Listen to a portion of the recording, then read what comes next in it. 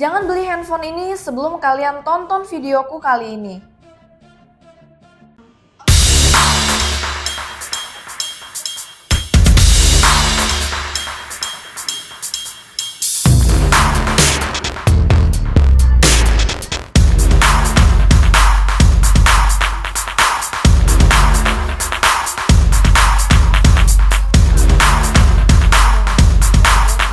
Hai Sobat Minsi, balik lagi di channel YouTube Sinar Shop Store.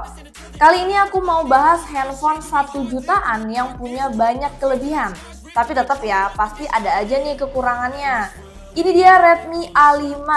Penasaran sama spesifikasinya? Tonton video ini sampai habis. Kelebihan yang pertama ada di desainnya. Jujur pas pertama kali aku lihat desain dari Redmi A5 ini, aku langsung suka ya.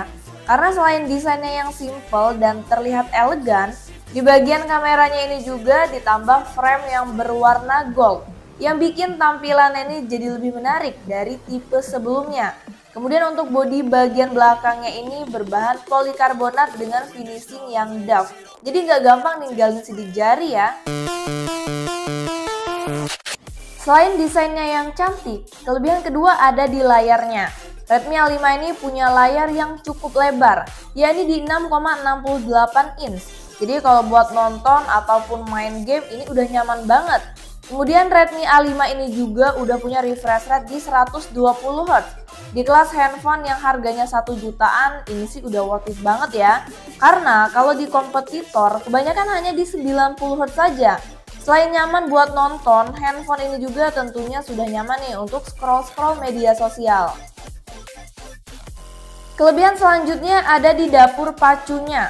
Redmi A5 ini menggunakan chipset Unisoc T720 dengan proses manufaktur 12 nanometer octa-core, yang tentunya chipset ini cukup bisa diandalkan di kelasnya.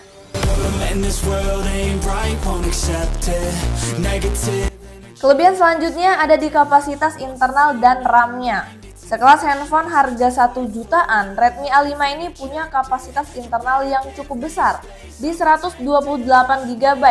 Selain itu, Redmi A5 ini disediakan slot memory card untuk menambah kapasitas penyimpanannya. Dan kapasitas RAM-nya juga ini bisa di-up ya, sesuai dengan kebutuhan kalian masing-masing.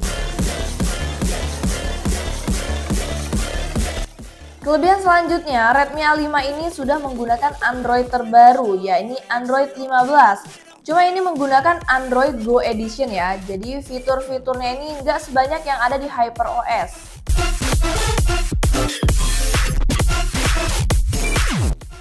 Next, Redmi A5 ini memiliki kapasitas baterai jumbo di 5200 mAh dengan pengecasan 15 watt fast charging.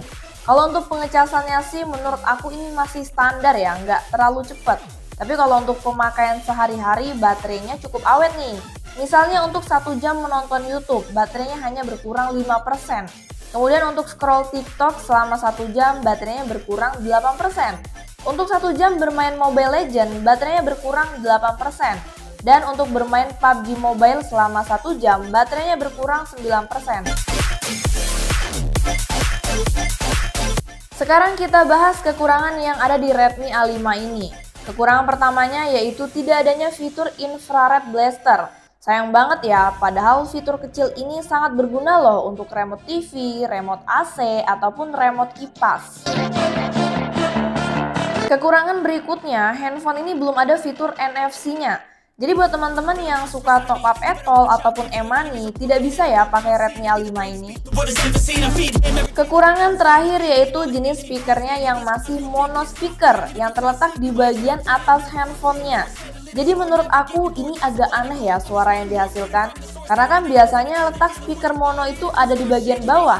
Coba kita tes ya suaranya.